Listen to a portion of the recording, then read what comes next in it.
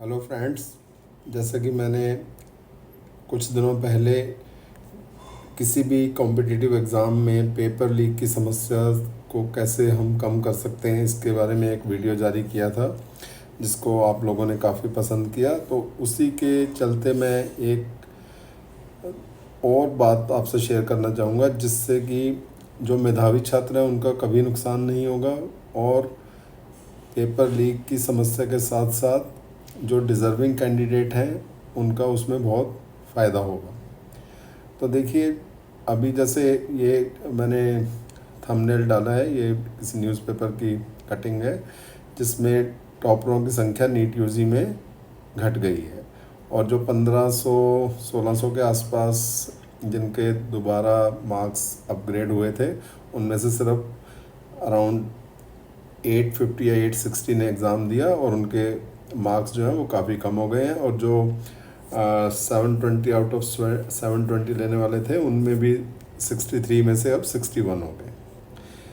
तो देखो, मैं एक जो सजेशन यूपीएससी से कंपेयर करने पे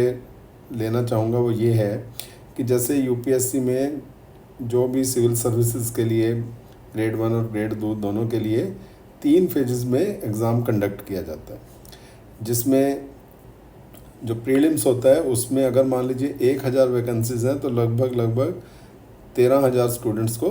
प्रीलिम्स में सेलेक्ट कर लिया जाता है, जबकि एग्ज़ाम लगभग 4 लाख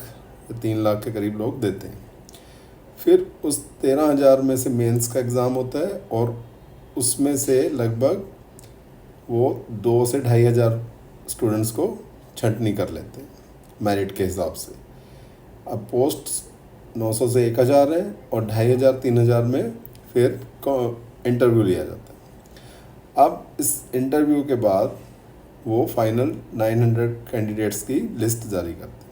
तो देखिए, एक तो इस पूरे प्रोसेस में बिल्कुल जो टैलेंटेड बच्चा है वो तीनों एग्ज़ाम को पार करके आता है, तो उसकी एवेलुएशन में कोई गलती होने का चांस नहीं है। फिर पहले ऑब्जेक्टिव टाइप क्वेश्चन होता है, फिर मेंस में 5 रिटन एग्ज़ाम्स होते हैं और उसके बाद इंटरव्यू होता है। तो एक तरह से बिल्कुल पारदर्शिता भी दिखती है और कोई कितनी जगह पे कोई गड़बड़ करेगा अगर कोई करना भी चाहेगा तो उसी तरह से मैं ये चाहता हूँ कि नीट यूजी में या आईआईटी में जब स्टूडेंट एक बारी 9th में आके अपना प्लान कर लेता है कि मुझे ये स्ट्रीम लेनी है, तो उसके 10th के मार्क्स, उसके 11th और 12th के मार्क्स का कुछ परसेंटेज नीट यूजी के जो कॉम्पिटिटिव एग्ज़ाम है उसमें ज़रूर ऐड किया जाना चाहिए।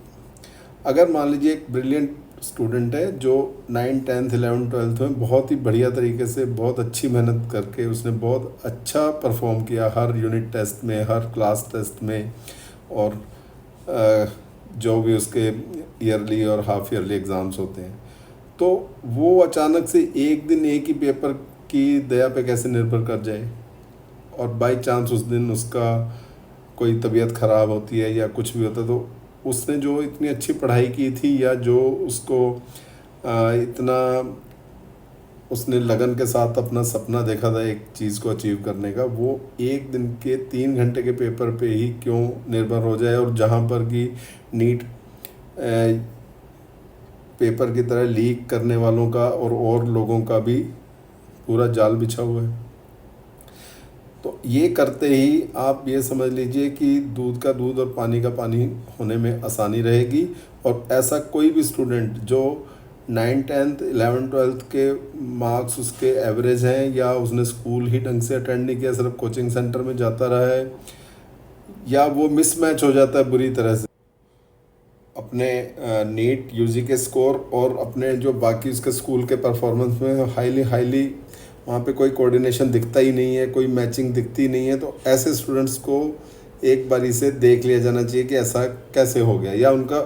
इस तरह के स्टूडेंट्स का री एग्ज़ाम हो जाए तो कोई बुरी बात नहीं है। उसी एग्ज़ाम से, उसी पेपर से, स्ट्रिक्ट कंडीशन से। इस तरीके से स्कूलों में हम बच्चों की अटेंडेंस भी बढ़ेगी, वो स्कूल में अटेंटिव भी रहेंगे, स्कूल्स के एग्ज़ाम्स को भी सीरियसली लेंगे और अल्टीमेटली इसका उन्हें कॉम्पिटिटिव एग्ज़ाम्स में फ़ायदा भी होगा। और इसे नीट के साथ साथ सभी कॉम्पिटिटिव एग्ज़ाम्स में अप्लाई किया जा सकता है और डेफिनेटली इसके बेहतर रिजल्ट होंगे। आपका क्या मानना है कमेंट करके लिखें। Thank you very much.